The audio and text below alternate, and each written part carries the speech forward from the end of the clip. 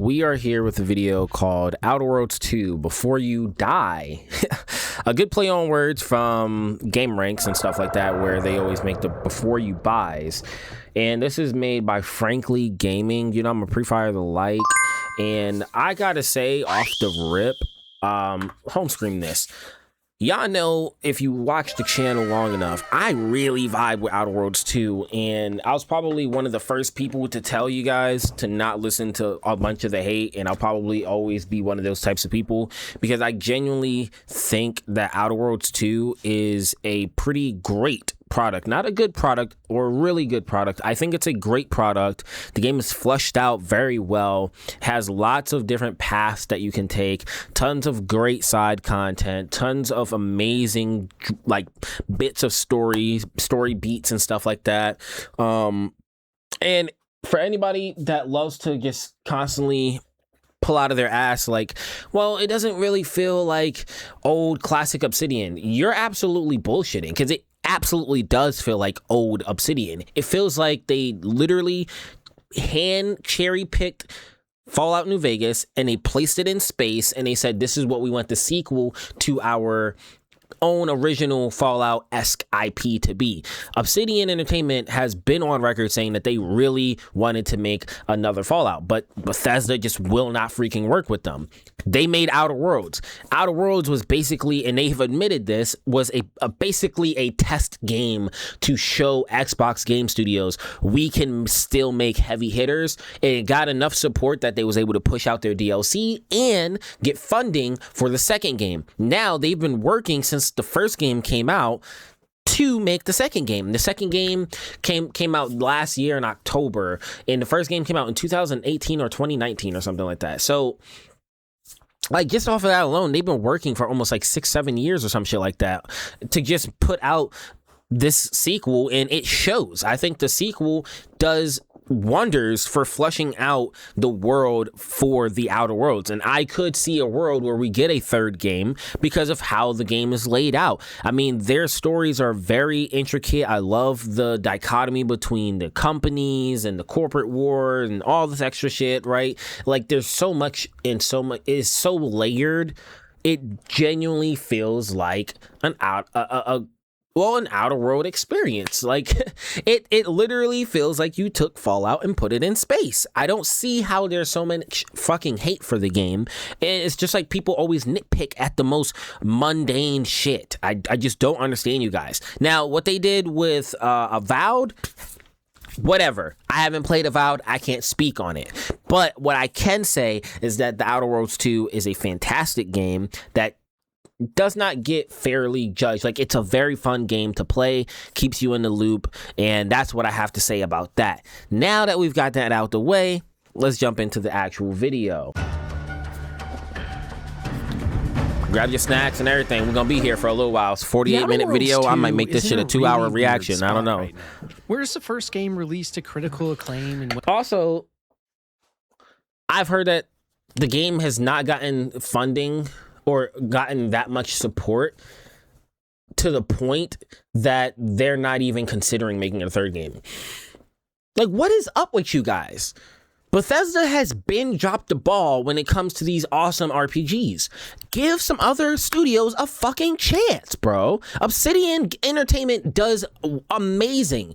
They dropped Grounded 2, Avowed, Outer Worlds 2, all in the same year, and they've been playing second fiddle and helping other studios with their games. And I've seen an interview where they've openly said that this is not an interview, was it? It might have been a Twitter thread where they've admitted that they didn't really think that positively of their year, like the year of Obsidian, right? That's what everybody said 2025 was, the year of Obsidian.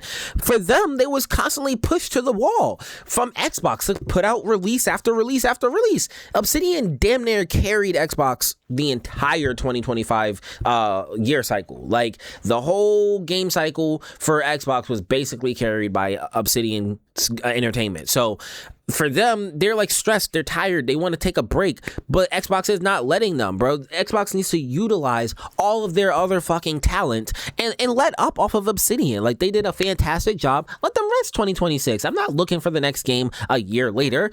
Go ahead, wait 2-3 years, put that bitch out. I'll be happy. I'll be satisfied. Outer Worlds 2 has enough content in it that you could go back for 2, 3, 4, 5 different playthroughs and play entirely different and get different results. Like, it's a fulfilling game that you could kind of just throw on any time. Went on to sell over 5 million copies. It seems like the second installment is the complete opposite, this time being met with much more hate, disinterest, and overall low sales from the Yes, they have been. Enough, though, I think even though the second game is way better than the first game, the story we tell about this game will be much different than the first. Because whereas the Outer Worlds start, I also gotta say, I'm keeping a lot of hope that this game just has, and Obsidian also has the same patience for what happened with New Vegas, because they shit absolutely on New Vegas when it came out.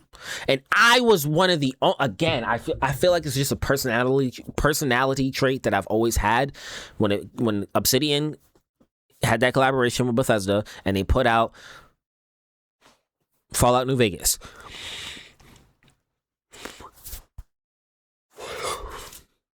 when they put out Fallout New Vegas, I was ecstatic playing that on the PS3 when it came out. Could give a fuck what anybody else was talking about, saying the game wasn't good. I didn't even care. I didn't even watch YouTube as much as I do now. Like, who the fuck was really watching YouTube that much back in 2010 when the game dropped? Like, who was really on top of that? Nobody. And again, I was reading reviews and other shit in Game Informer magazines, weekly drops and shit like that, and things people don't take account of nowadays. But it never bothered me. And I feel like if people wait long enough, maybe Outer Worlds 2 can have that same long-lasting legacy as New Vegas, where it's like, yo, we put a lot of time and effort into this game.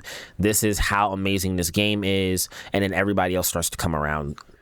As a game Be another tale of their greatest games. What most would consider an overall mediocre RPG. I think that over time, as more and more people roll credits on this game, and as more DLC releases, gamers will largely grow in their appreciation and support. It has some truly best-in-class That's what I'm saying! Shooting, endless dialogue choices based on skills, and a real effort. And amazing animation, bro. This game has so much attention to detail. Put into RPG mechanics and choice and consequence in ways when I heard people talking about some lazy writing, lazy animation, lazy game design, the art style isn't that great. The first game was definitely more.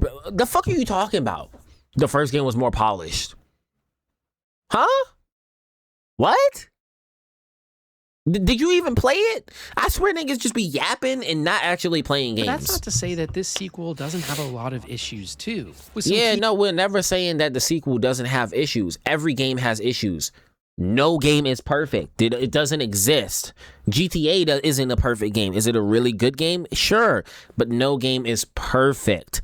What we're saying is that it's definitely filling the roles of being adequate enough, and it surpasses its predecessor, and it definitely matches New Vegas for me in terms of quality. Scale is way outblowing New Vegas in polish, bro. Like, literally, to me, Outer Worlds 2 is a better game than New Vegas.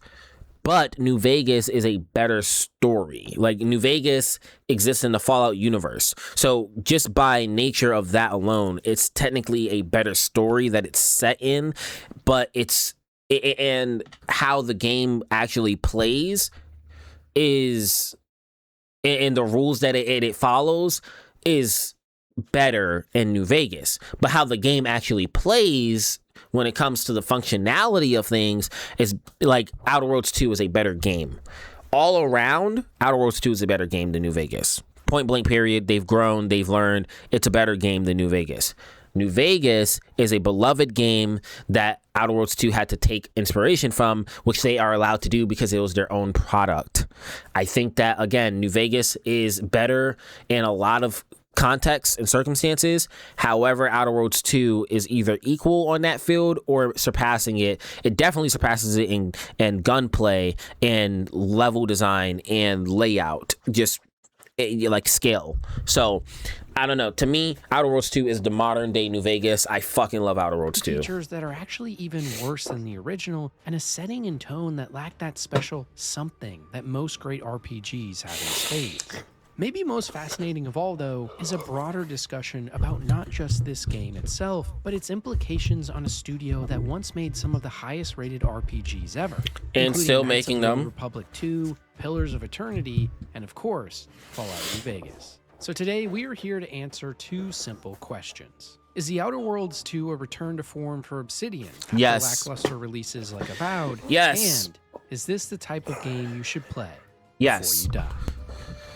Oh, I thought it was talking about before the game dies, like before people just absolutely jump off the game itself. That's a really cool concept for a YouTube video. Before you die, you have to play this game. Fire concept. Fire concept. Actually, subscribe to you for that one, brother. Fire concept. Absolutely gas concept. Whoa. Hold on, we might have to keep Frankly Gaming in our rotation. That was awesome. Imagine if New Vegas had the cutscene quality of this game. People not ready to hear that conversation.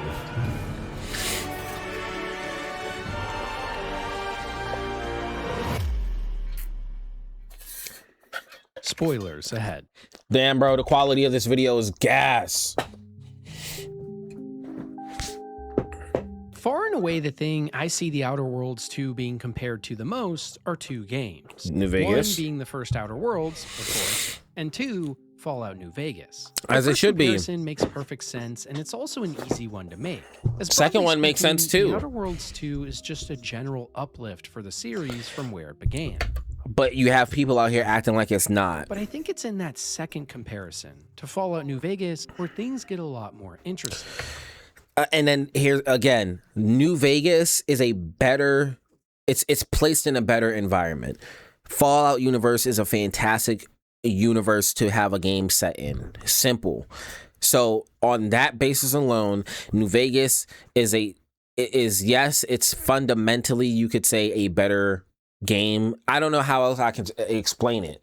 If would I rather travel through a vault or travel through space? I'd rather explore the vaults and the experiments that are within that. But if we're talking functionality and just how the game actually plays and shit like that, again, Outer Worlds 2 came out a decade later, 16 years later, it's a better game, 15 years later. And also, where we get more insight into why this game hasn't found the success I think it honestly deserves, especially when compared to the first game. So first things first, gamers love Fallout New Vegas because of witty writing, strong RPG elements, and a sense of freedom and player choice that the Bethesda versions of Fallout often are lacking in. The Outer Worlds 2 has all of that. Aims to capitalize on all these same features, even making factions and the politics between them a central focal point of the story, just like in New Vegas. Even the skill system is highly reminiscent of Fallout as well, with a handful of skill points gained on each level up, and every 2 levels, a choice of any of the currently available perks. The Outer Worlds 2 takes this to the next level though, with not only more perks, but the addition of an improved flaw system from the first game, where throughout—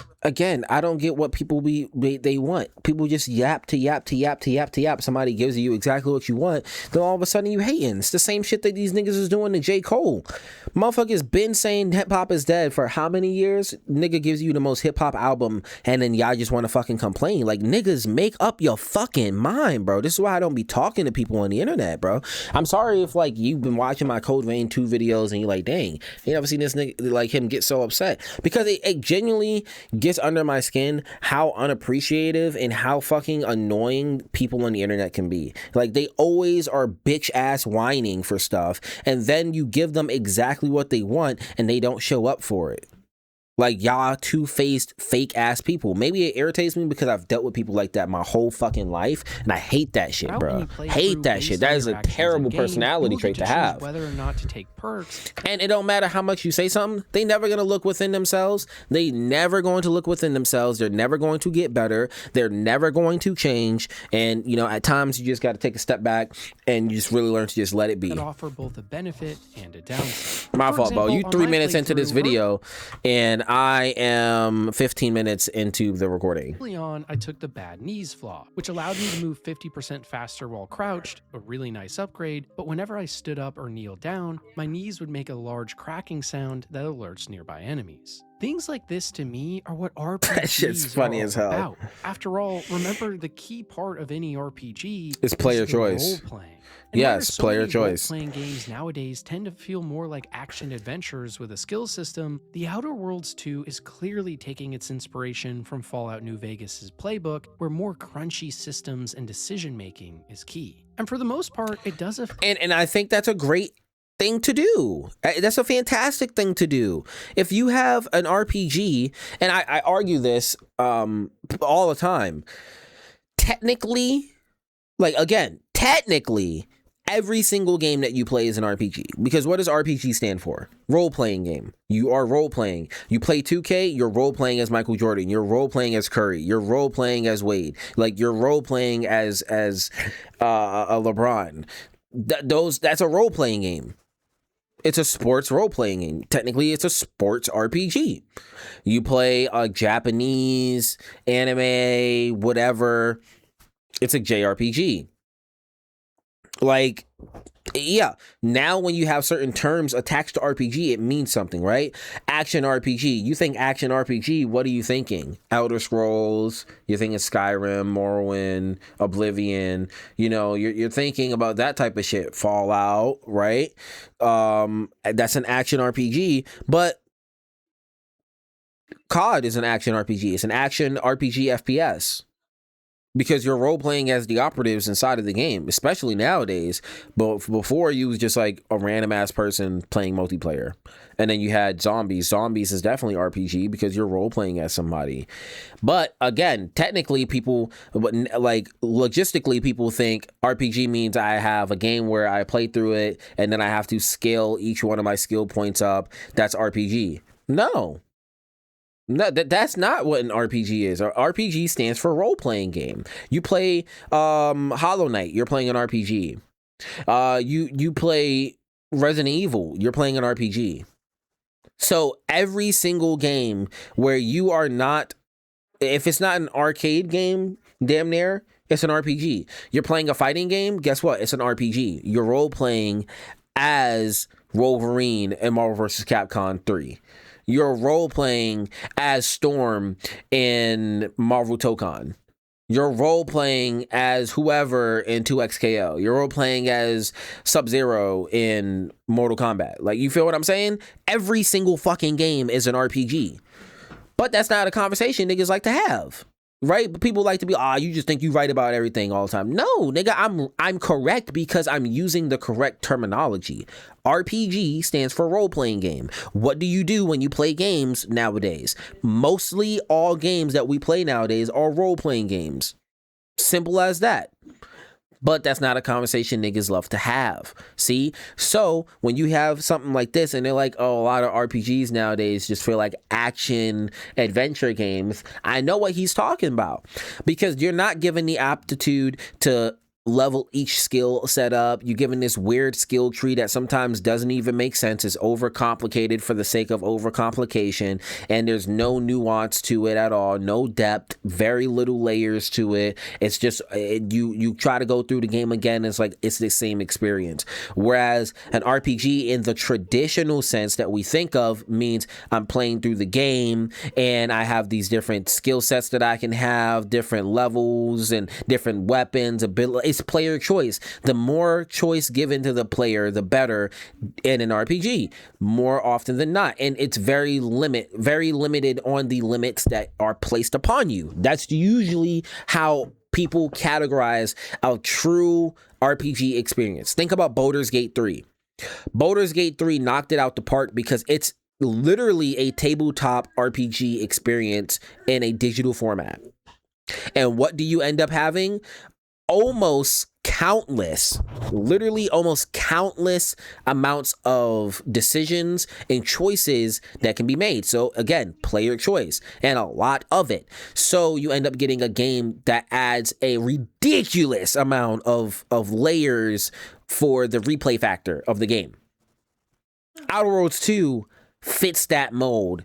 Is it the exact same? No, of course not. I'm not saying that you have as many choices and as many available player choice as Baldur's Gate 3. What I'm saying is that it fits the mold in the narrative of being one of those higher tier RPGs that allow player choice to be made. You can kill somebody early game and absolutely lock yourself out of an ending. Or you could speed roll through something, and the next thing you know, when another character asks you if you've done a quest, you've already been to that location, or you've already killed the person that they was going to ask you to kill, or whatever, obtain the item. So it gives you player choice in a lot of it. So it's unfair to be saying, oh, Outer Worlds 2 is a lazy RPG and it doesn't deserve any accolades. It's not even anything. It came out at a bad time, I would say. It had lots of competition in October, November, December. However, I don't really fucking care. I personally played it and I thought it was game of the year. You can go back on my channel. I'm standing on business, bro. Not once did I ever say the game was bad. Fantastic job. And I posted a video of my very first time playing the game. Really compelling features. Like the first 2 hours or something. That just yet. We have an entire section coming up talking about the systems in the Outer Worlds 2 and what they all have to offer. For now, I think it's more crucial that we clear up what this game isn't and its connection to the past. You see, one of the clear benefits that Obsidian had in making Fallout New Vegas over a decade ago was that the entire engine and world building was already done. Hot off the heels of Fallout 3, Bethesda Studios lent their engine and technology to Obsidian to make their Fallout spin-off. And while they weren't given much time to do so, what they did get was a clear foundation for creating an open-world game. And because of that, Fallout New Vegas feels like a Bethesda game because in a way, it is. Sure, it has better writing and more complex mechanics and quests, but it's their engine. It's a giant open world built on an engine that from the ground up was meant for exploration.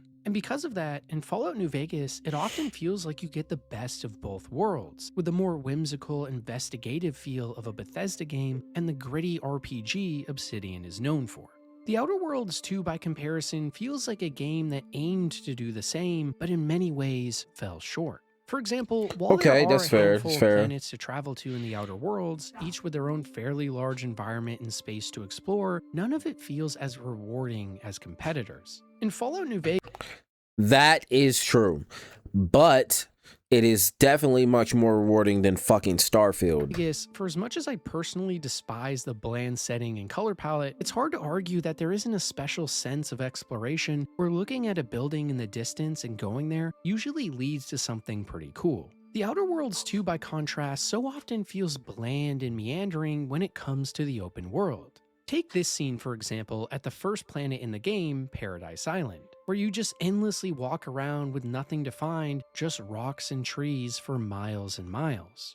And on top of this, if you kill enemies, they never come back. And that's assuming there were even enemies or anything interesting at all in the first place wherever you are. And it leads to so many moments playing the Outer Worlds 2 where you stop and look around only to wonder, why?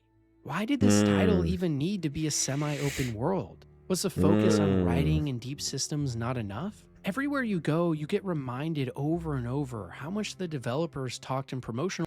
See, but I think about it in context, though. I think about it in context. Now, before I say what I'm going to say, I'm going to get the negativity out the way first, because I know that as soon as I say what I'm going to say, people are going to try to come after my neck and say, well, you're being hypocritical because you held Bethesda to a different standard. No, I'm not. At the core of a video game, it's still a video game. It should be fun to play. And context needs to be definitely accounted for, but overall, the game should be fun to play. What makes Outer Worlds 2 still seem full to me and things to do is because in context of it being different worlds, you're supposed to go to where the town is populated. You're supposed to explore outward from that. To me, I see as the single town as the most focal point of a planet, and then you kind of make an X to first start your exploration. You go diagonally that way, down, you make an X, you are finding points of interest. Then you go and complete the circle and travel in a radius beyond that, and you end up finding pretty much everything that you want to find from these titles. You go outside of that even more, that's when it starts to kind of get more empty.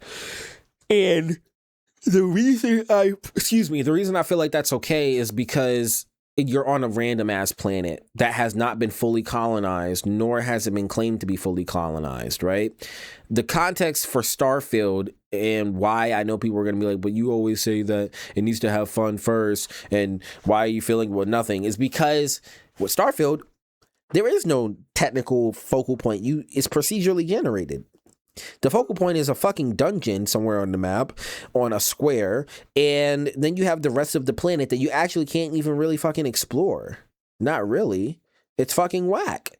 And the parts that you are able to explore are actually empty. Like, you're just getting materials and resources. That's it. In this, I can still find NPCs. Oh, shoot, there's a rift right here. Oh, snap, this actually connects to a side quest that I just haven't gotten yet. So that's how I feel about that. In context, you're on a planet that's not been fully colonized, industrialized, and we are just but a few on a big planet that we've just dropped on. Versus Starfield not really having much of anything at all. And Outer Worlds 2 just having so many layers of content on top of it. Like, yes, I get traveling outside of that radius basically means that you're going to be finding a lot of nothing. But when you do find something, it does tend to be pretty special, in my opinion. Material about Fallout New Vegas and how it influenced the Outer Worlds 2. But the issue is, it did so without having all the tools it needed. And this results in a strangely mixed product where sometimes you interact with things like quests, loot, gunplay, and skill checks, and it feels fantastic and genuinely fun. And at other points, you try another system like open world exploration, and you just get bored with it all because it's boring. The Outer Worlds 2 tried to be a Bethesda game and an Obsidian game at the same time, but only I don't know, man. I've never gotten bored just exploring in Outer Worlds 2. Even the animals that you come across are pretty interesting. Managed to truly grapple with one. Another great example of this would be the There's a lot of system environmental where you can storytelling sneak around too, settlements and essentially just grab whatever you want right in front of people without them noticing, and then sell back the fenced goods without even a second thought. Why even include mechanics that are so half-baked like this? It feels like an afterthought, a check on a checklist that... Nah, I disagree with that because I have footage of me stealing shit from people in this game and they opening fire on me. It so needs to be made. And when disagree. games like Kingdom Come Deliverance 2 exist with fully fleshed out systems of thievery, in comparison, the Outer Worlds stealing feels so careless. It's a shame too because as you guys will see later in this video, there's a lot to love about this game. And as I mentioned, I think over time it will grow on a lot of people. But again, it's easy to see nitpicking. where the complaints could stem from. Nitpicking, this lock picking or not lock picking, pickpocketing and then stealing shit. That doesn't have. You got to use a weighted type of scale of like looking at a game. How much does each category of this RPG weigh into how good the game is? The story, that weighs pretty heavily. Stealing, that weighs pretty light on that scale. You see what I'm saying? That's why I said what I said in the beginning. Niggas just be like, and it's left me wondering, you know, why the Outer Worlds 2 needed to be like New Vegas in the first place. Fallout was an established IP with an established engine and way to make the game. Outer Worlds is its own thing. It doesn't need stealing or sneaking or open world objectives and collectibles just because that's what people liked from New Vegas and Bethesda games. Be proud of who you are at Obsidian. Yeah, no, but it does make sense to have it in the game because we're still playing as a person and people still.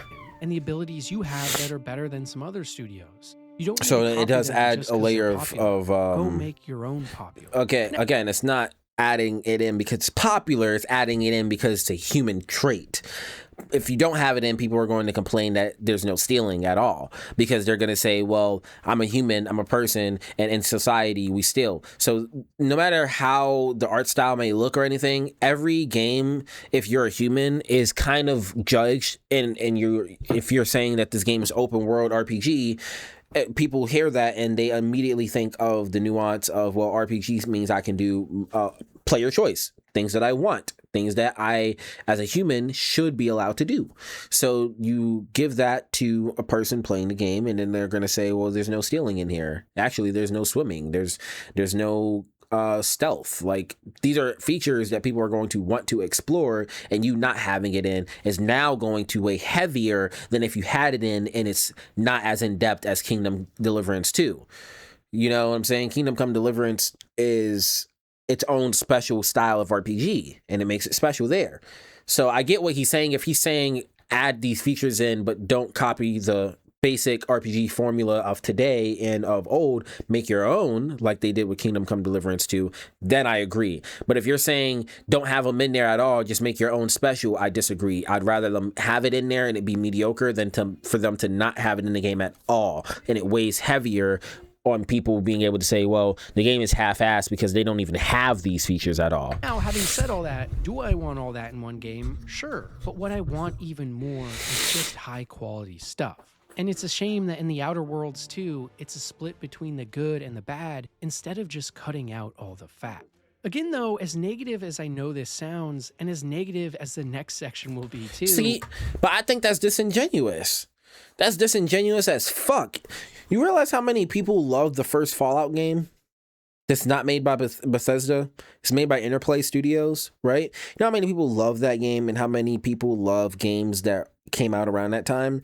Those games are flawed to all hell, but they're still really fucking good, because there is no game that ever exists without having some fat on it. You feel what I'm saying? Like, trimming the fat, I get what you're saying, but there's terrible features in some of the best games to ever come out.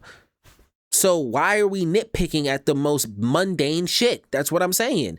There was a time a day where we didn't sit down to play video games, and we would sit there and we're playing the game and we're thinking the whole time, man, I really hate doing this thing right now that I hardly interact with at all playing the game, but I really hate doing this, and it's really affecting the way that I'm playing the game right now. Man, I really hate fucking doing this. No, we would complain about actual problems like, oh my gosh, the run back is too long in this game after dying.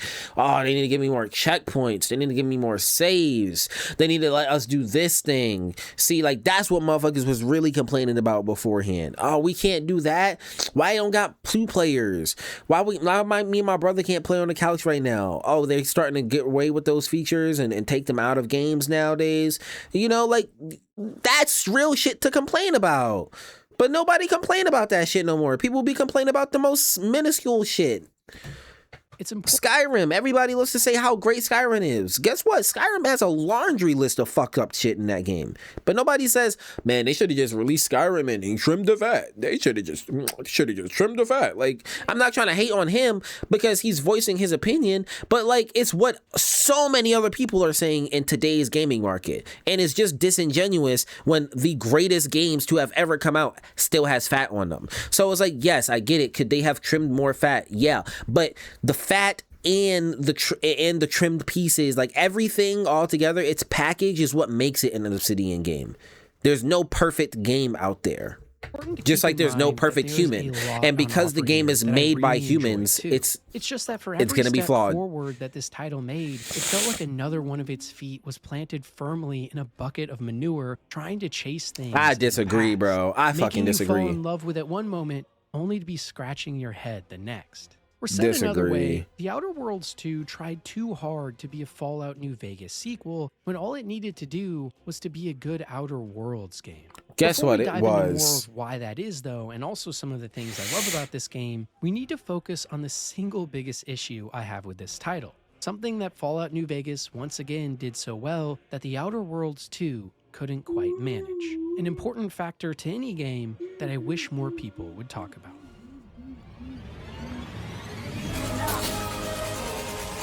That is exactly why we've hired you as my brand new perturbation ameliorator.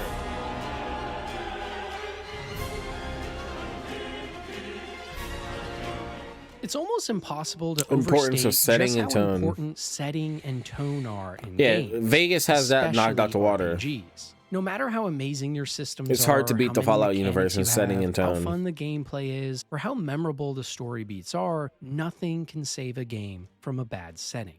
I think a perfect example of this for me would be Kingdom Come Deliverance 2. It's a title that on paper should be one of my favorite games of all time. It's deeply immersive, reactive, thought-provoking, full of heart and great writing, and it's looks really way epic. better. Yeah, But looks yet, way better than the first especially game trying too. to play this game at first, I just got so bored. The game is amazing in a lot of ways, which I'll talk about when I eventually review it on Before You Die coming up soon, but living like a peasant in 15th century Bohemia with no idea what to do at first isn't fun at all. The setting just doesn't speak to me. And going out into a forest to go on an adventure in a place you dislike, it's really hard to make a player enjoy that. Agreed. And well, The Outer Worlds 2 suffers from a similar issue, albeit to a lesser degree and in a different way, where something just feels off. For example, in The Outer Worlds... Nah, that first half of the game was super fun to explore, bro. I don't know what you talking about. That first half of the game was fun as shit. Especially where you're only focused on finding debris, bro. That's like the only thing that you're focused on every time you're doing side shit. You're like, damn, I wonder what DeVries is doing. Worlds 2, 1 second you will be going on a hilarious quest, deciding whether a literal mantisaur creature should rule over a large village and laughing along the way, but then 1 second later you will be engaging with a super serious NPC that doesn't have a silly bone in their body. That's real life! Why is that a complaint? That's real life. It's an RPG! Why are we complaining about that? That's the same shit that we would complain about in real life. You have one friend that's super silly and goofy, and you got another nigga out there that's he's all business minded and he just cares about the next dollar. And then you got another friend out there that's super techie and geeky and nerdy. And then you got another friend out there that don't give a fuck about anything like that, and all he do is chase bitches and hoes. Like, that's life, bro. So yes, you have portions of the game where you're out there doing goofy ass quests and funny ass things, and then guess what? You have super serious moments. This is not high on life. There's a game out there for just super goofy moments at almost all times. It's called High on Life. They just made a sequel. Go play it. Flash back and forth. What are we talking about? But it makes the setting... It is not distracting. It's called layers, brother. It's layers. It's layers on layers. That's called having it be multi-dimensional. A game is multi-dimensional, just like real life is. Art imitates life. Life doesn't imitate art, brother. Art imitates life. It's made by human beings. Human beings are multi-dimensional. Human beings are multiple people, beings. One person, singular person didn't make this game. So it's not going to just cater to an audience that just wants it to be goofy and funny all the time. It's going to cater to different areas. Also, you have to understand the context. Yeah, you have a person that's super serious because his friends died on a mission, a military mission. You ever talk to a military vet, my guy? Have you ever talked to a military vet? Yeah, a lot of the times, if they have PTSD, they aren't super goofy and friendly, okay? They might have an exterior crust that's really rough to get into. Once you get in there, then they're goofy and friendly. The same thing happens with Niles in this game. He's a goofy and friendly guy if you actually indulge in his quest line and you open him up. But when he first comes to, yeah, bro, he was in an explosion. Of course he's gonna be fucking serious all the time. Hello? What are we talking about? As a whole, so confusing. Like, don't get me wrong. What? It's not confusing. What are you talking about? Literal mantisaur creature should rule over a large village and laughing along the way, but then 1 second later, you will be engaging with a super serious NPC that doesn't have a silly bone. Yeah, because he's not just a regular ass fucking NPC. You're talking about Niles. Why would he have a funny bone in his body if he's struggling? Not just physically, but mentally. Bro has burns on his face from his encounter where the last time you seen him was almost 15 years ago, bruh. Hello? in their body. Oh my gosh. The whiplash back and forth is not only distracting, but it There's no whiplash. There's no whiplash there. makes the setting as a whole so confusing. Like, don't get me wrong, I love sci-fi, but The Outer Worlds 2 doesn't feel like it knows what kind of sci-fi it even wants to be. There's Why no can't it be all of it? Why can it not be all of it? tone on offer here that's consistent. And instead, from one quest to another, between each and every planet, you will quickly be shifting from dark or sinister plots to lackadaisical lampoons of Because different planets equal different environments equal depth and layer, and that's life. Okay, real talk here. Okay, real talk. How many of you have actually traveled outside of the city you were born in? I guarantee you, if you travel outside of the city that you were born in and live around, and I don't just mean same city / state. We'll start ground zero and scale it. Traveled outside of the city that you were born in. You'll notice that there's a different vibe per city that you go in. Scale that, there's a different vibe per state that you go in. Scale that more, I guarantee you there's a different vibe per country you go into.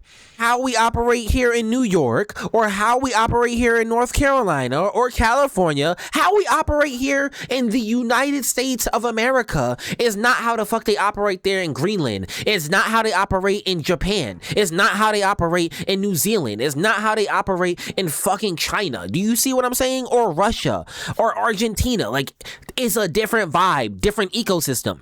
Then you go scale that to different planets, and you have a game that feels different depending on which planet you're on. Yes, that's called layers. It's art imitating real life. That is what makes it a fun and such a layered game, because you get in your head, oh, I'm on this planet. They are dealing with the mental stressors of a literal lightning Tesla storm. So you're there to help them. Or you can just leave them. So yeah, you're not going to go there and they're just making goofy ass jokes. They're dealing with real struggles for them in that environment. You have to think about it. Immerse yourself in the game. They're dealing with life-threatening struggles. So why the fuck would they be super goofy? You make no sense right now. I love the video, it just doesn't make any sense. You feel what I'm saying? And then you go to another planet where, yeah, you know, they just dealing with the regular things of Auntie's Choice or Spacer's Choice or whatever, you know, and they're dealing with just, okay, corporate shit. It is what it is. It's just regular life shit, you know, cool. So they have the opportunity to have that inside of them.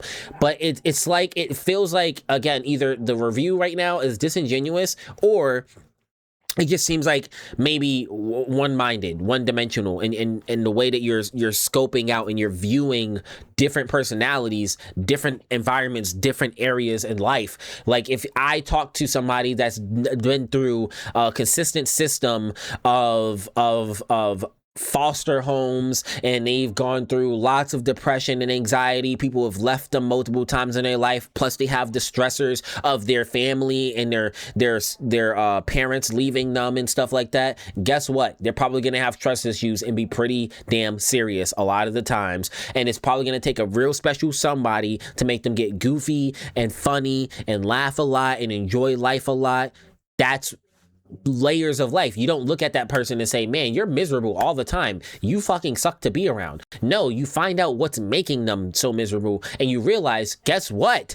Humans are multi-layered, the same way that this game is multi-layered. When you take into account what they're dealing with on each planet that you go to and the environment that they're taking into account, then it starts to be like, oh, I immerse myself into this art. I understand.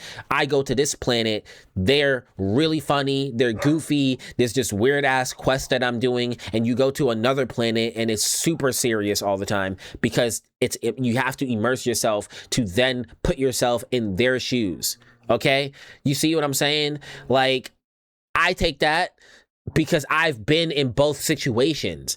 I've been the person that people have called too serious a lot of the times, because I've dealt with shit in my life, you see? And then I've been a person that is super goofy all the time, and I love to immerse myself and just have fun in whatever it is that I'm involved in, whether it's a card game, a video game, real life. You know, I immerse myself in whatever the fuck I'm doing because it just adds extra layers. It just adds another depth in immersing yourself and allowing yourself to have empathy for the art or whatever it is that you're playing or indulging in. It just adds so much more fulfillment of whatever it is you are involved in life. And it's a different conversation if whatever it is that you're talking about isn't good enough to get you immersed. That's a whole different conversation. The job of the game in this context is to get you immersed, to care about what all those things are. And if it can't do that, then that's a problem with its writing. But this game does not have a problem with its writing.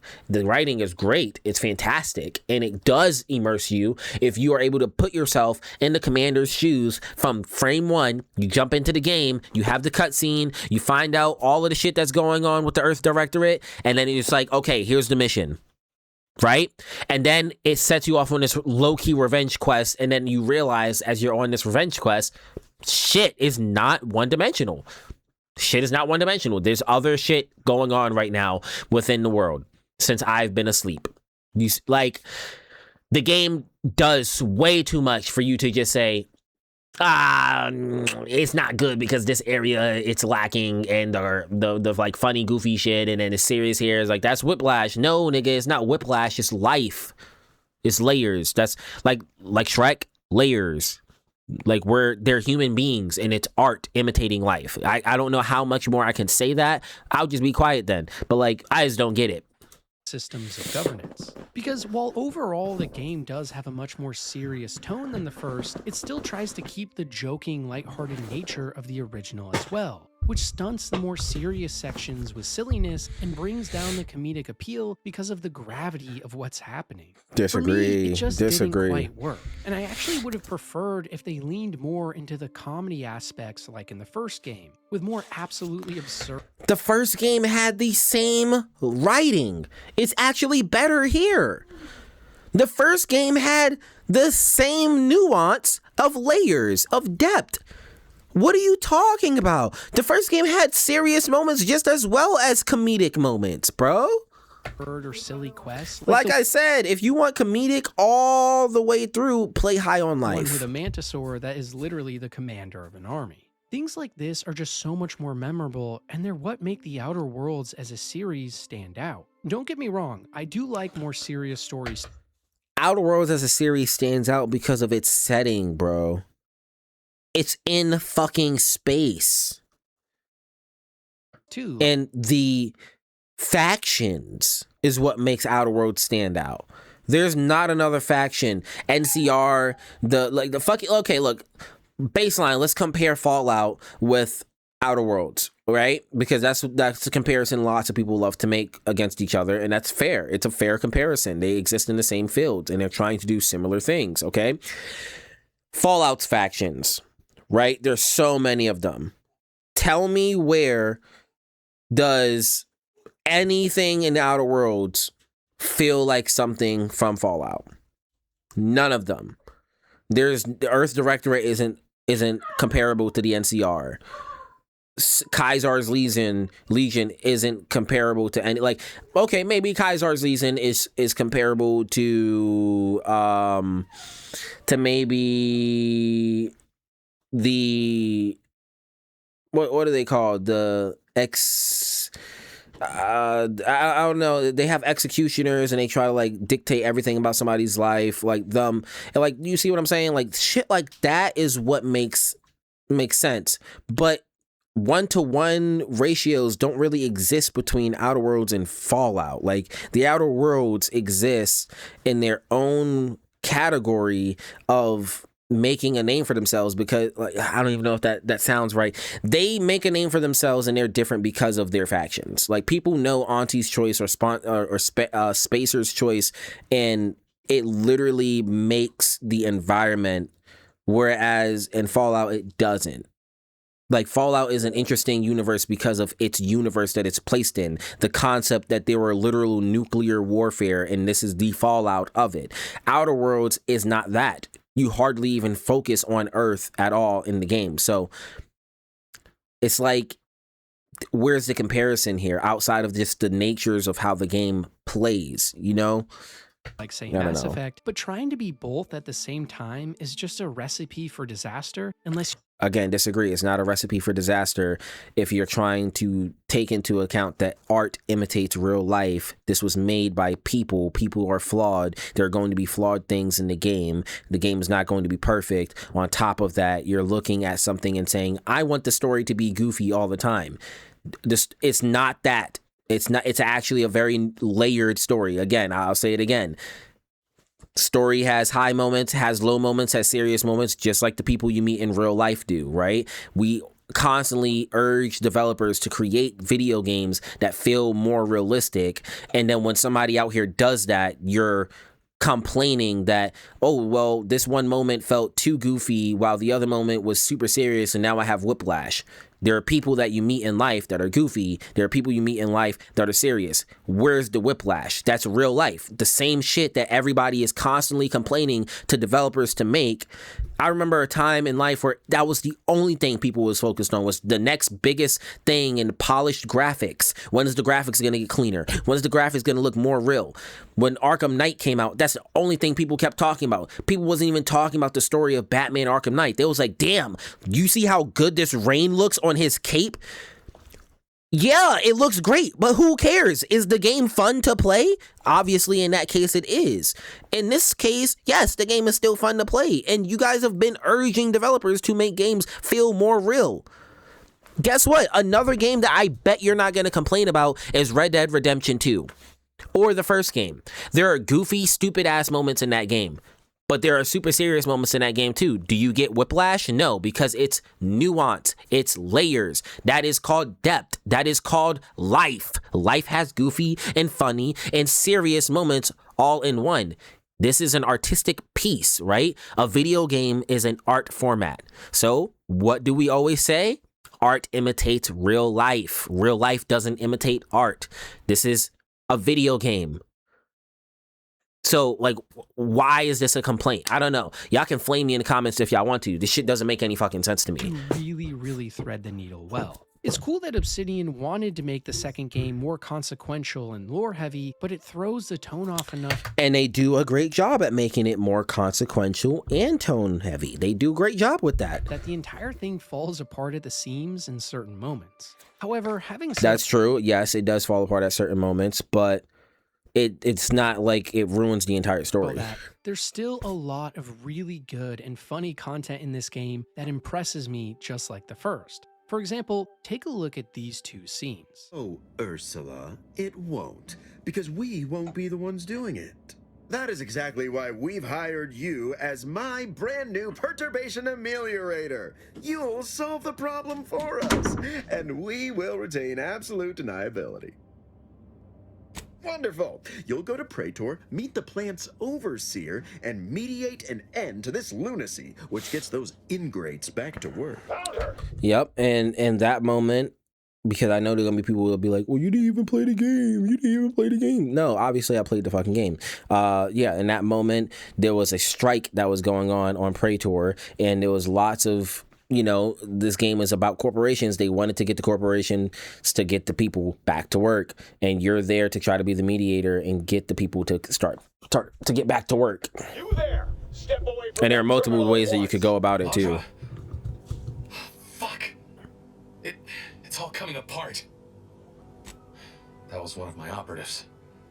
I organized a mission to infiltrate the Vox to acquire valuable intelligence. But obviously, something's gone wrong. Without that cipher, the intelligence is worthless. But I'm more concerned about my people at the moment. If you're sincere in your desire to help, prove it. Rescue my friends before that ship departs with them on board. Please. I am, without question. Yeah, I mean, and I don't see the problem right here. If they're sending a ship, that means my people are being held on the Vox's landing pad. Use my call sign so they'll know you for an ally. I'm certain Niles remembers it. And do exercise discretion as well as caution. I don't see the problem here. I don't see the problem. Not to worry. This is exactly the sort of thing we're trained to handle. Yes, but the uniform doesn't stop bullets. as I'm sure you recall. Good thing we know a doctor then. Moments like these are not only hilarious, but also provide so many choices in dialogue and how to express yourself. And while I know for a lot of players, they don't Okay, like the my fault. So he was saying like this is like a good lighthearted moments and writing yeah. and the actual choices for the player character, I think they oftentimes are the funniest thing. But even what he just showed was a serious moment that had funny stuff in it, right? He's like, good thing we know a doctor. Like, yeah, that's goofy, that's funny. But the serious nature of the thing is like, hey, this is actually a serious thing that's going on. My operatives, my teammates are held captive. This is like sort of really early in the game if you find him and you get good enough with Niles that he decides that he wants to have you find somebody that he had a falling out with, which is right here, Zebulon. And then you can go on. This is like all side quest shit. Like, this isn't actually main story stuff. Like, you could just completely blaze past this. So, again, there's lots of layers here in this game, and acting stupid or There's lots of silly depth. and making witty remarks in serious moments and yeah, okay, witty marks in serious moments.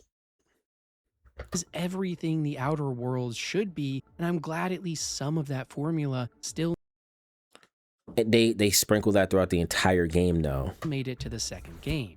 But not every scene is like this, and so many others feel like And not every scene needs to be like that. You're asking every person to be the same, because if every person was the same, even if they had different personalities, if every person was the same, then we would be complaining that every scene plays out the same. That's boring. Every person has different personalities, so they're going to they're going to say different things. They're going to act differently. I don't see. I get that. and boring by comparison, which only works if you have a serious. The Protectorate, thank you. That's the people I was talking about. That's like probably the most relatable to a Fallout faction. The Protectorate is very relatable to Kaisar's Legion. That's it. But again, context. You're talking to somebody from the Protectorate. They're not meant to be funny. They hardly make jokes. People from the Protectorate are very serious. People from the Protectorate also are the only faction that's like true one-to-one dictatorship. You see what I'm saying? Throughout. And this also is proven more by the companions. Like, what? Because honestly, all of these companions are just so boring. Far and away the best. Fuck no, they're not. The most boring one is the fucking robot. What are your comments saying, bro? There's no way. No way, bro. I gotta take the like away, bro. What?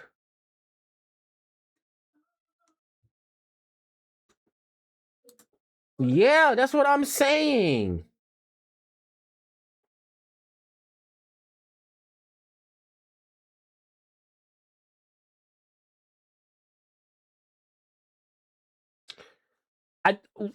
What? What? This game will be looked at as an absolute gem in time, but good money will. Yeah, bro. I don't know what people are talking about.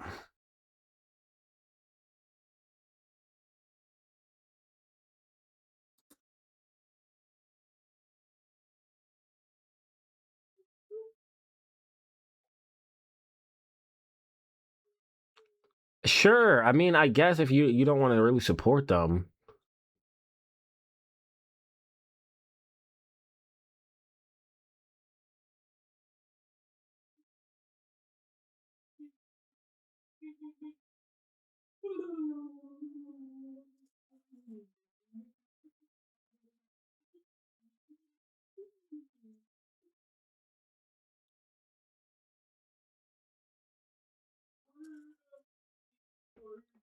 Yeah, I also remember that.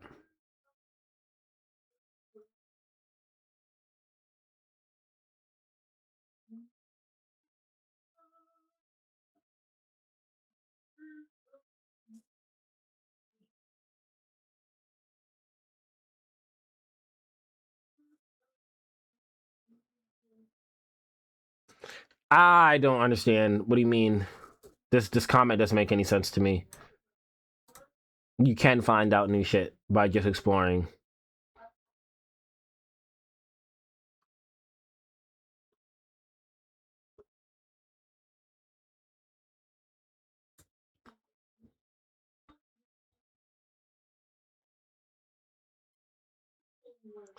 Boiling down New Vegas writing to being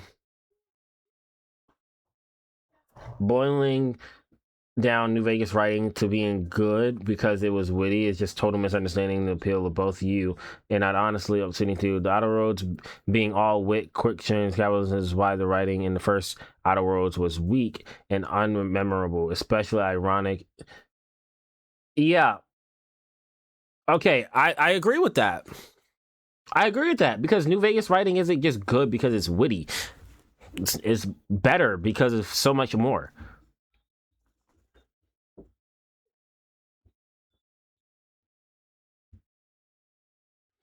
I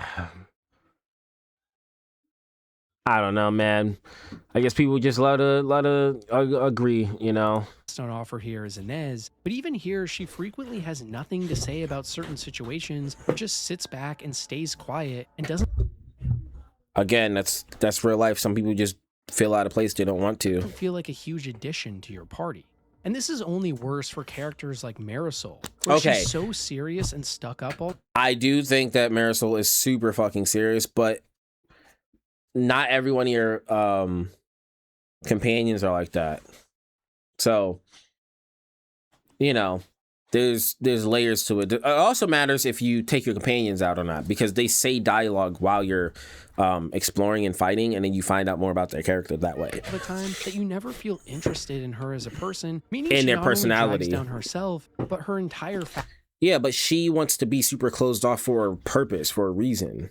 Action, the Order of the Ascendant, with her. It's just another part of this setting that doesn't feel fully or well realized. So many of the companions or NPCs just don't come across like genuine people at all. In the first game, this kind of worked because it was so satirical and funny at all times that you felt like you were part of an inside joke and you could just let your guard down and not take it so seriously. Did I miss something? The first game did not.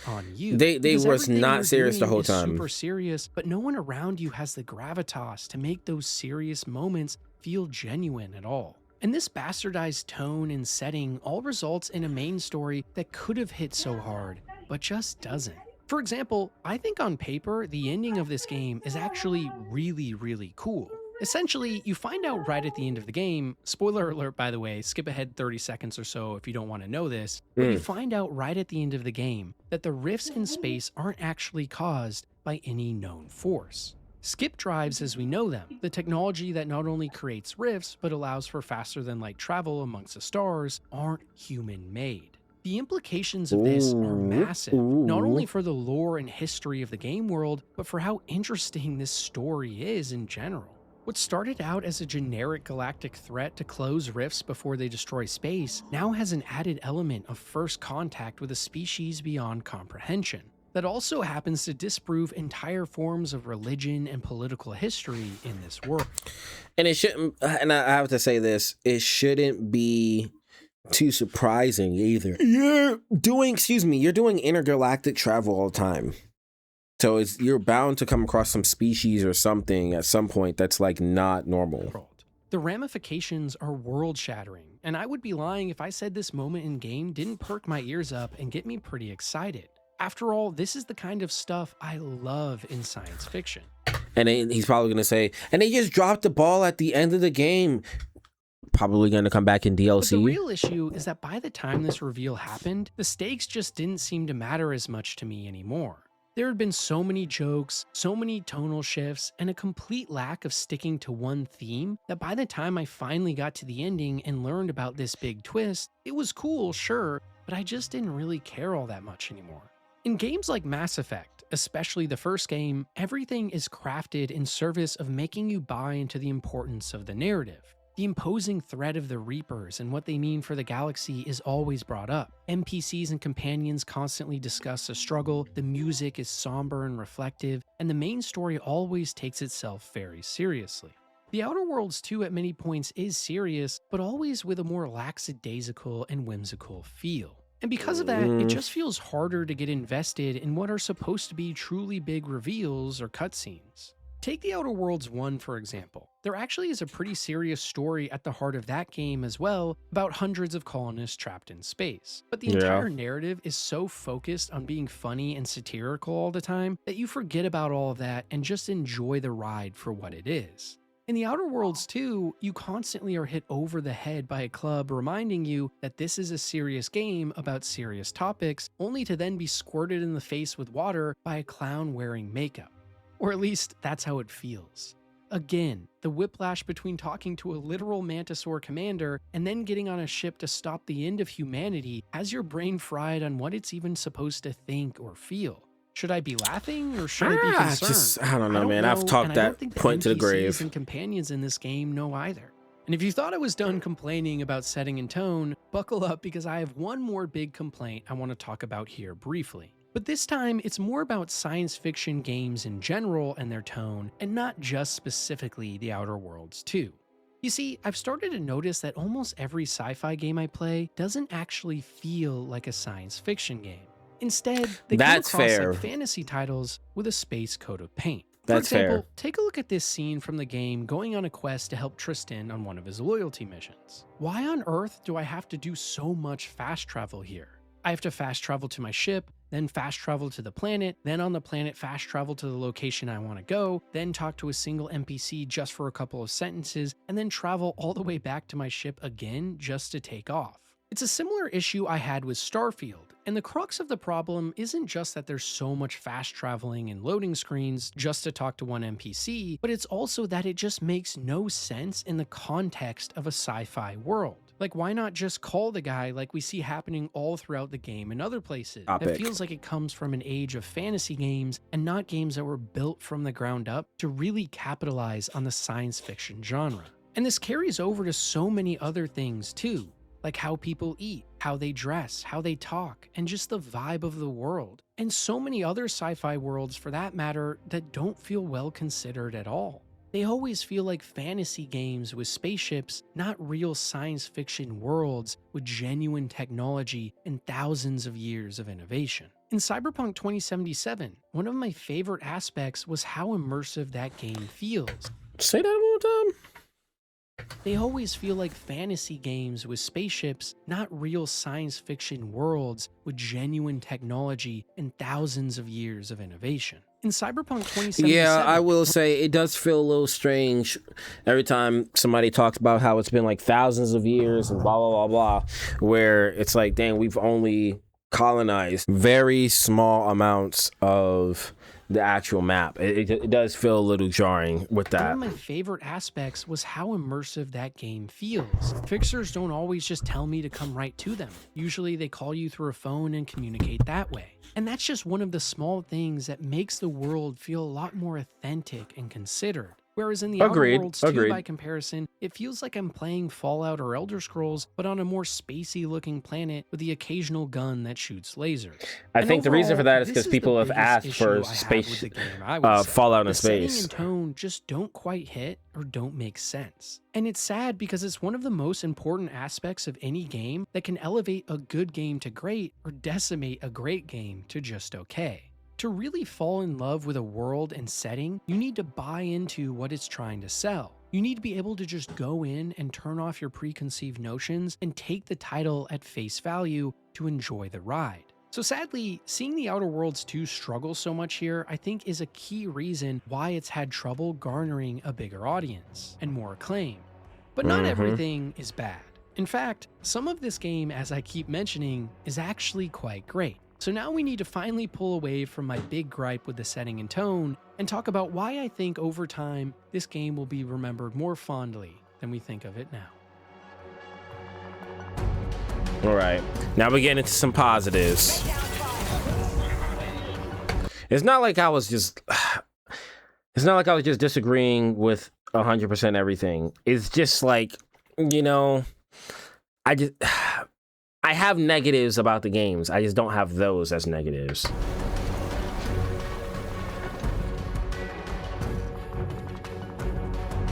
My first real review on this channel ever was for Baldur's Gate 3.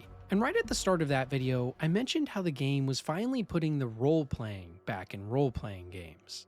And by the end, I speculated that in the years to come, lots more titles would be making a hard route correction in this effort due to the massive audience that was craving it. And luckily for us, The Outer Worlds 2 took the memo. From the ground up, this game is built to be a crunchy RPG. Systems include a full host of meaningful skills, countless perks and flaws to choose from, reputations with each faction that affect vendors, multiple stats, crafting, companion gear and playstyle choices, and really everything gamers claim they want in RPGs. This isn't a Skyrim where everything is dumbed down for a wider audience. Companions will leave you if you piss them off, skill points are sparse and force you into specialization, and if you select a flaw that you find out ruins your build 10 hours bro, later, again, too it bad. just, I love the amount of layers that the game has, and it's just, I don't know, the game has a lot of depth when it comes to the replay factor, to me, because All of of how these many systems character work builds great, you can and go in with. conjunction, create the And feeling experiences that you can choices and have. how you build your character here really matter. And I think the biggest reason for that is that The Outer Worlds 2 understands that in order to make your RPG systems feel good, there needs to be upsides as well as downsides. What I mean by that is that any choice you make on the level up screen in this game is a careful calculation between what you get and what you're missing out on.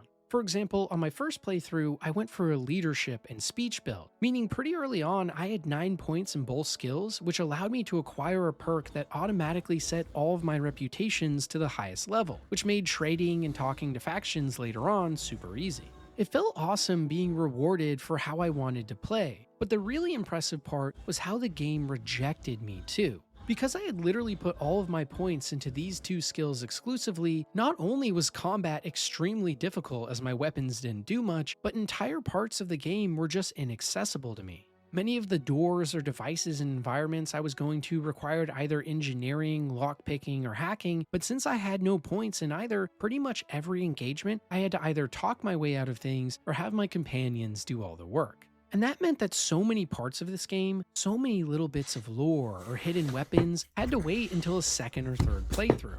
I know for some people they prefer being able to be a jack of all trades that can talk, fight, hack, sneak, or command their way through any situation, but I think forcing players to pick a lane and play to both the strengths and weaknesses of it is a big part of what makes RPGs unique and interesting. Here's a perfect example of what I'm talking about. A scene in the first act of the game where we stumble upon a character from before that, if we don't kill, has a lot of specific dialogue, and even more interestingly, tons of choices in what to say, not only based on skills, but things that you found in the environment previously So good, bro. The attention to detail, so good. or other quests you've already completed. Like seriously, just look at the amount of options here and how to respond. You will literally sometimes have to choose between 8 or so responses, all leading to different routes in the And conversation. then you have, And even more impressive than that you still have it say requirements not met. is how the skills and environmental objects interact. For example, at one point, I was given a choice that required not only a specific level in speech, but also a very peculiar document that I had searched for in the facility and gotten earlier. Even better too, this isn't an RPG where you can just always immediately mindlessly select the dialogue option with the highest stat. Oh yeah, nah. If you if you try to mindlessly just select and just play the game on autopilot, you can accidentally say the wrong thing and lock yourself out of a quest. You need to Very actually easily. think about what you were saying and what's going on and select the best option given the circumstances. Things you find in the environment and your character's build do open up more possibilities, but that doesn't mean you always have to use them. And in my opinion, that's exactly how any good RPG should be. Now, that isn't to say it's all perfect though. First of all, despite how much skills and stats affect how you play this game, they also lack a lot of dynamism and consistency. For example, why on earth do basic doors at the start of the game require 3 lockpicking in order to open, but then by the end of the game, those same exact style doors now require 17? Agreed. Shit is ridiculous. I get it from a game design standpoint in the sense that you're trying to force players into certain builds in order to make your game more like an RPG, but from an actual player standpoint and verisimilitude standpoint, it just feels so ridiculous. It just makes it seem like they could have came up with a different design to accommodate for the higher skill check. Basic doors should always require 3 lockpicking. After all, they're basic. For the higher level stuff, at least put on a new set of art on the door that shows sophisticated locks and barriers to make it feel important. And Exactly. honestly, I would just prefer if systems like this, even in the late game, would still provide a lot of low level checks that make the world feel realistic and authentic, along with a mix of higher level things that only specialized characters can do. There is a Or specialized environments have. little bit of this in the game, but not enough for my preference. And I think more of these things would help alleviate a lot of the issues with how restricted the Outer Worlds 2 can feel at times, and could allow for jack of all trades builds to actually be at least somewhat interesting. But as it stands, if you want to do something in this game, you better be dumping all of your points into it. Otherwise, you get into situations like I did late game, where you find insanely high level lockpick doors that not only don't make sense on a conceptual level, but also can just easily be bypassed by crawling through a vent in the room over, making the whole thing a waste anyways. No, that's actually true. That's something that I actually hate about this game. Again, I have negatives. It just wasn't what he was saying at the time. There are so many times where you're given the option to do stealth. And I love that there's ways around things if you do stealth, but I hate that it kind of makes the direct approach inept. Because why not do stealth?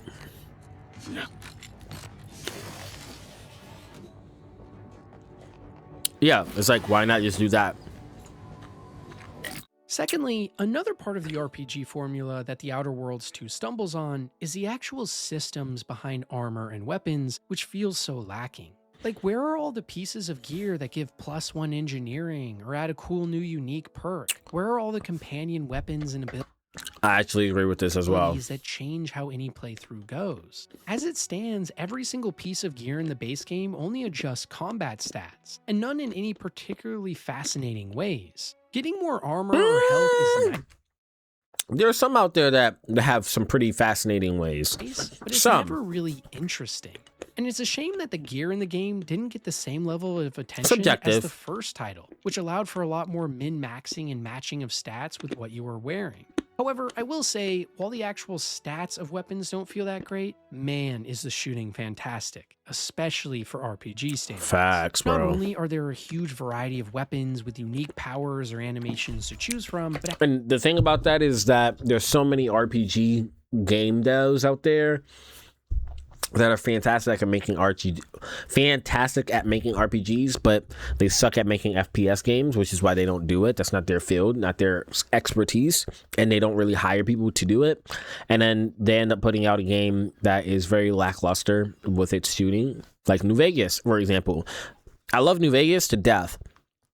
The shooting in New Vegas sucks ass. actually aiming down sights and firing at enemies feels meaty and impactful. It's almost a night and day difference from the first game, and if there's one thing that surprised me most about playing The Outer Worlds 2, it has to be how fun it is to actually just play. I didn't come into this game expecting to enjoy the combat or moment to moment And my thing is, if it's just fun to play, why is that now looked at as not enough? gameplay, but I came away thinking it was one of the best parts of the whole package, and it's a testament to the combat team with how much work must have been done to make this game feel fluid throughout. The amount of unique gear on offer here was a huge surprise too, where it felt like no matter where you go, there was a secret gun or grenade that had some crazy power and was begging to be used. And really, it's this part of the game, the combat and base RPG systems and dialogue, where it really shined. For me personally, in a game like this, I usually focus more on that systems side of things, but it was a welcome surprise to see that The Outer Worlds 2 really did both well. And there are tons of choices in every single quest that can meaningfully impact not only that quest, but sometimes future ones as well. And because of the rigidity of the skill system, it's impossible to see like I just finished everything saying in one that. playthrough, which really encourages going at it multiple times. And it's in those subsequent playthroughs where I think you really start to see where this game is really good. And it's also why I think that over time, especially if good DLCs release for this title, it will build up a cult following and hopefully word of mouth, which will get more and more people to give it a shot. Because at the end of the day, the freedom to choose how you want to build your character and the world giving you tons of options to express that character is what makes The Outer Worlds 2 a true RPG. And when you compare it to some of Obsidian's other recent work, like Avowed, I think there is a clear chasm in terms of the crunchy RPG depth and complexity between the two. Avowed felt like an RPG made for casual gamers that was scared to do all the things it wanted to. Can't speak on it, haven't played it. The Outer Worlds 2 feels like an RPG that was made for RPG lovers. But the thing about all these RPG systems is, none of it actually works without the most important and key ingredient, the glue that holds role-playing games together and makes all those crunchy mechanics actually worthwhile and interesting: choice and consequence. Y'all done heard me. I think the game has tons of options for player choice. There will be swift recompense for this humiliation. Of that you can be certain.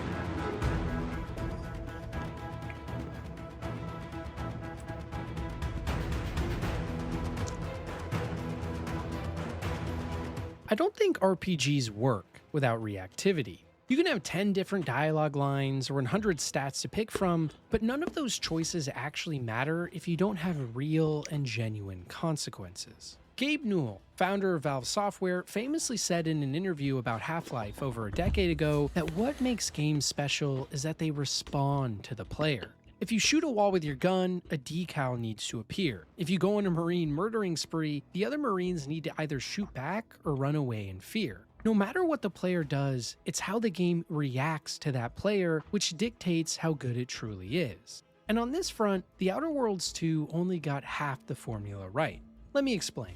In games, there are two types of choices and consequences. What you mean? The overt and the covert. Overt choices include things like speech checks and dialogue, using your engineering skill to open a locked door, specking into observations so you can find hidden things in the environment, or deciding the fate of important NPCs at the end of a big questline. Choices like these are in your face and obvious. You either know they're coming or they're fully telegraphed when they do. Yeah. And well, The Outer Worlds does these types of choices quite well. All throughout the world and in any playthrough, it feels like you can't go 30 seconds without finding a new skill check or decision in a quest to make, and oftentimes those decisions can affect the world later as well.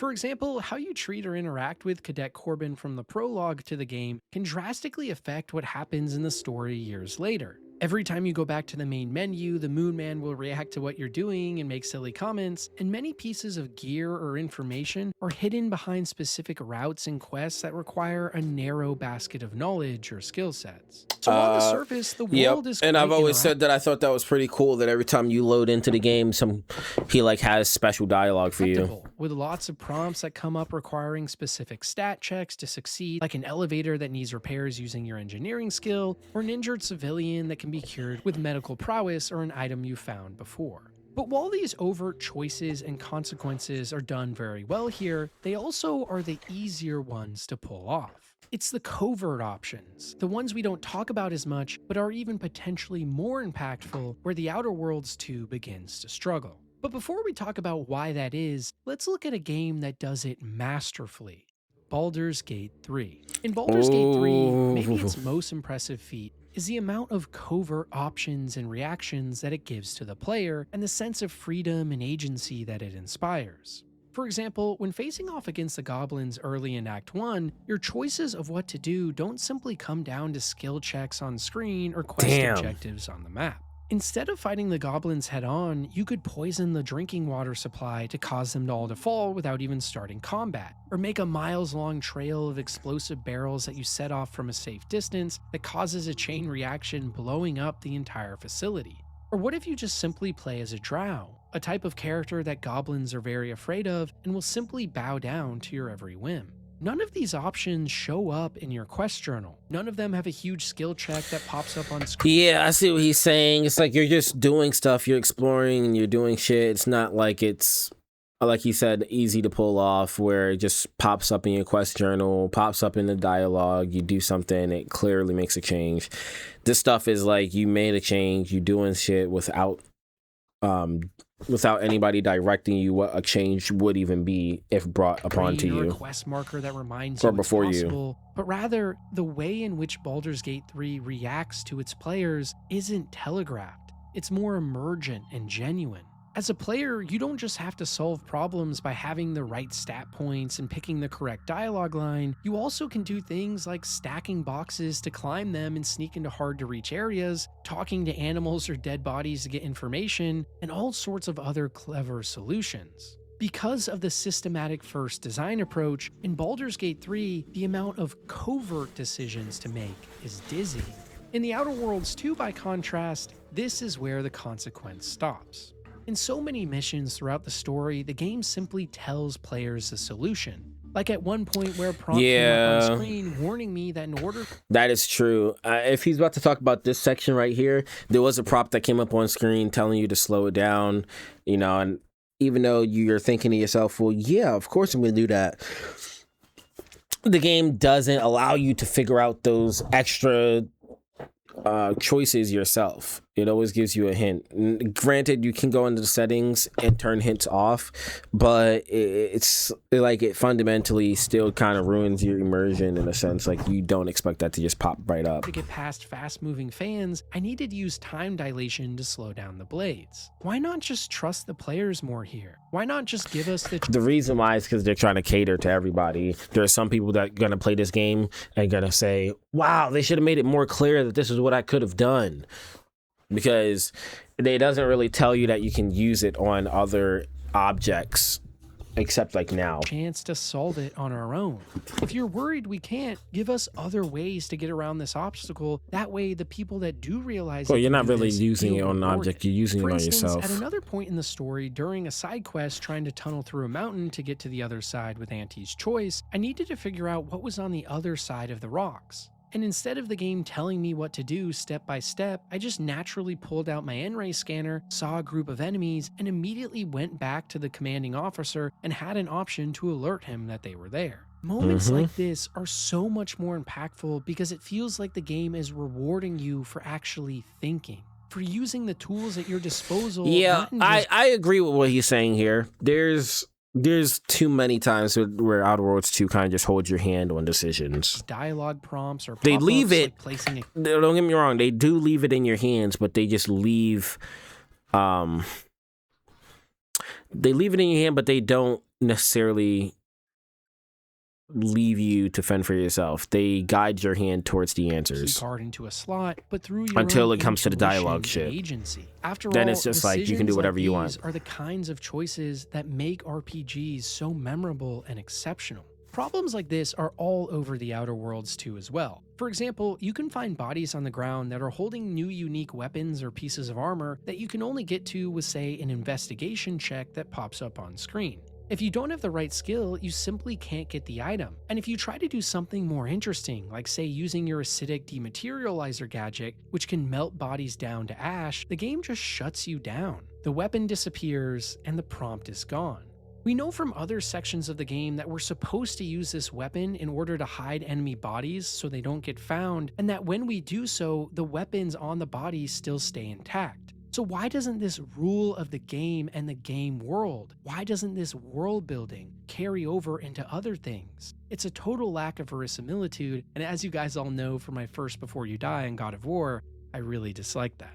Or in other words, why do I literally have to have the exact right stat leveled up to a very specific point in order to do something as simple as just grabbing a weapon off a dead body? First of all, why not give even more options for role-playing here and how you want to get the weapon from the body? And second of all, why not let players come up with their own solutions using the game's rules and systems instead? A lot of the time, what separates an okay RPG from a good one is giving players those overt choices, like say a prompt coming up on screen, something that the Outer Worlds 2 does very well. But what separates a good RPG from the great ones are those overt choices that you didn't even know were there. We're from the that the Outer Worlds, those overt choices, like say a prompt coming up on screen, something that the Outer Worlds 2 does very well. But what separates a good RPG from the great ones are those overt choices that you didn't even know were there. Whereas a game like Baldur's Gate 3 really makes you feel like you could do anything you put your mind to, The Outer Worlds 2 is a constant reminder that you should have picked a different stat, and since you didn't, we'll see you on your second playthrough. Now, don't get it twisted, I like games that aren't afraid to lock content based on your decisions, but I prefer when that comes from big, say, story choices you make or factions you side with. For the gameplay and moment-to-moment action itself, I prefer an immersive sim approach where you as the player can always figure out your own solutions with nothing more than just your mind.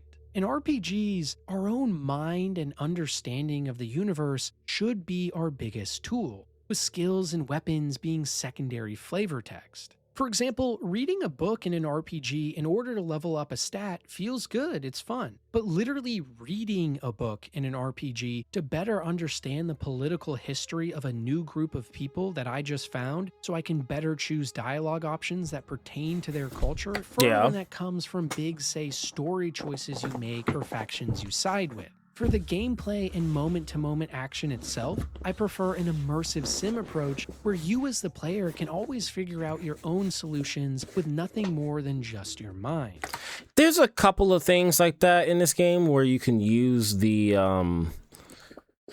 I forgot what it's called. You can use the thing where you can see through stuff like he's doing right now, and then you have to do like certain puzzles to unlock them before you even get the side quest to do so. In RPG, there's one on the one map where it's like all about shopping and shit, and the guy there ended up hiding his little stash behind like a whole bunch of electronic locks, and you can get a key for it or have him let you in, or you can just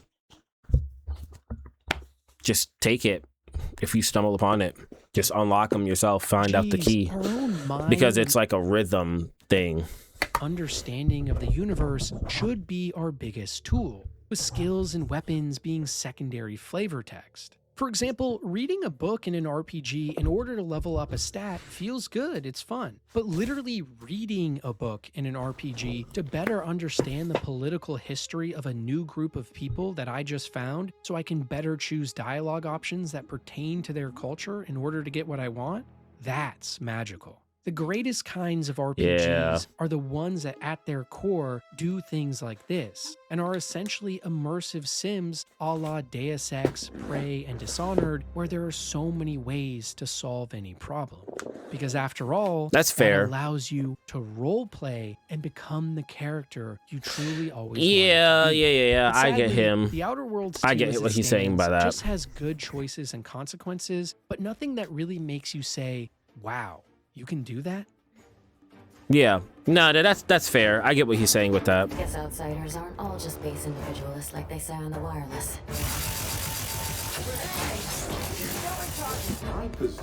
God damn, but the game is fun as hell to just play. The suffering of our subjects. I think so they don't have to. At its core, The Outer Worlds 2 is a pretty political game. Not in an annoying woke sense, but from an actually interesting dive into capitalistic, totalitarian, and religious organizations. After all, at the center of the game's main conflict are multiple factions that each represent a different way to structure society, and through each the of them, Outer we get Worlds surprisingly universe is nuanced, just albeit political. often satirical commentaries on what they mean. In Auntie's Choice, we can see how greedy corporatism can make people, but we also get a glimpse of how much more hopeful some of the citizens are, knowing that they can, in theory, pull themselves up to make a better life. Under the rule of the Protectorate, a quasi-totalitarian dictatorship, we see the same two sides of the same coin. While citizens here lack many of the personal freedoms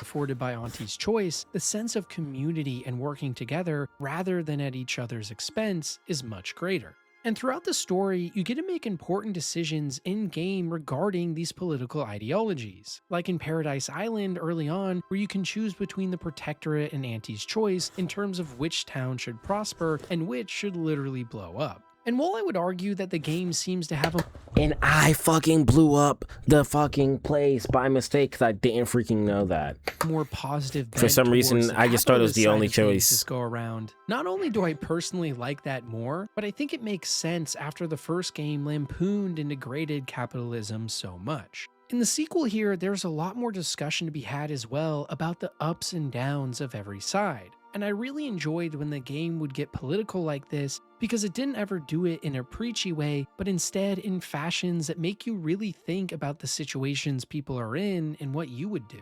Like, listen to this short discussion I had with a doctor in-game who is currently under the rule of the Protectorate and was talking about capitalism and all its ups and downsides. Yeah. Honestly? Well, I'm a reasonable judge of character, and you seem upright. On behalf of my patients and I, thank you. We're all grateful. But Guess outsiders aren't all just base individualists like they say on the wireless. Barring this being some tricky sales strategy, that is. Morally gray setups like this are what games in the genre live and die on. And it's made only better by the fact that The Outer Worlds 2 isn't afraid to really dive into political systems and say something about them. Another example of this was talking to the head refresher at a mind control facility for the Protectorate, where you can sit down and debate him in dialogue about the different factions. I love stuff like this. I have a proposal for you. I'll provide you what you bro, wish. this guy was something else. And he, like, it doesn't matter what you say. I mean, you can get skill checked and possibly pass it that way, but he just seems to he's like the Protectorate, most Protectorate guy. He just does not give a shit. If you debate me on the merits and failings of each group's ideology, I guess there's a way to win it, but I don't know. I couldn't find a way to win it. There's a good sport. Do try to keep up. So, what of the Order, our former allies, those cursed overthinkers, doomed to lives free of luxury, toiling away in ceaseless commutation? What say you them? My position is a burden gladly taken to ease the suffering of our subjects. I think so they don't have to ensure the paradigm runs ably. Their order is chaos to us. Though your point, while gratingly expressed... I'm pretty sure this is also the area that you find out truly about the Protectorate. Especially if you have Tristan with you. ...is noted, albeit grudgingly. And what they actually I see did. So many people online nowadays begging studios to stop being political or trying to make some message, but I think that's missing what we all actually want.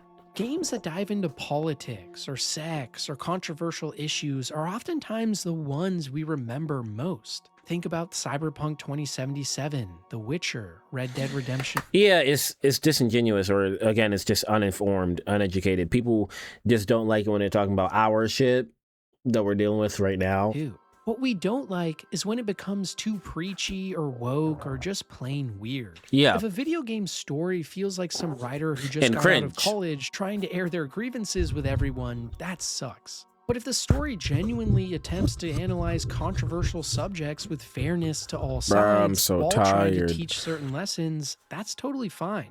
Dragon Age the Veilguard's discussion of transgenderism isn't annoying because you can never talk about being trans in a video game, it's because the person writing it was trying to force everyone else to think like them. Luckily for us though, The Outer Worlds 2 doesn't suffer from this problem, and instead is quite an adult look into fairly controversial subjects that most games decide to just steer clear of. Ironically though, for a title that manages to handle in-game politics in such a tactful and genuinely fascinating way, you wouldn't think so without playing it yourself. Because the real-world discussions and backlash surrounding this game would have you think it's a woke disaster, and that's such a shame.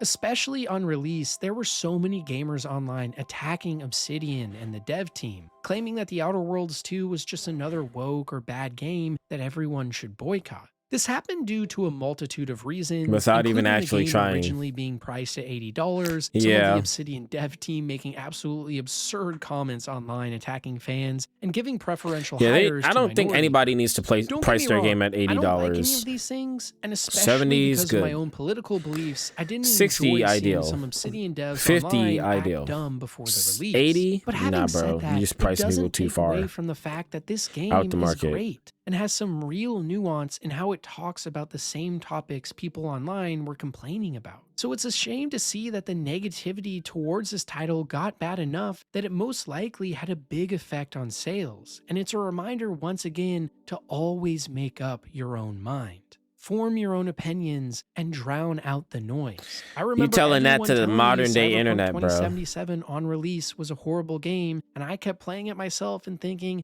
I love this. I don't Facts, know what bro. people are talking about. Because I Whether never, it's you probably like me, reviews didn't or really have any politics or issues with it. anything about games or just life in general, think for yourself. Come up with your own opinions and try to find people who can genuinely have their own as well. That way they're more trustworthy. So in a lot of ways, quite hilariously, our modern politics and discourse is slowly turning The Outer Worlds from a satire to a documentary, where a video game based around comedy and tough. absurdity can have better discussions about hard topics than people complaining about it in the first place.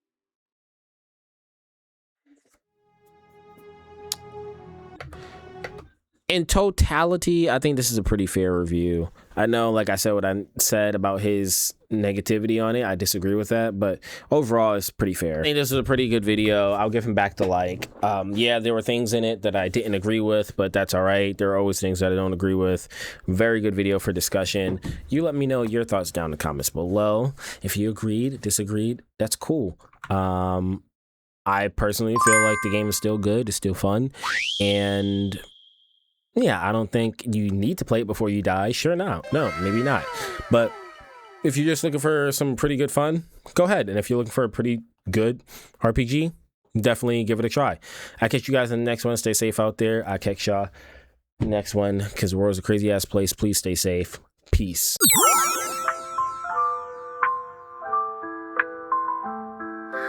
Lights down low, but spirits so high. Game controller in hand, ready to fly. The night's a playground where time stands still. In this cozy nook, let's get our thrill.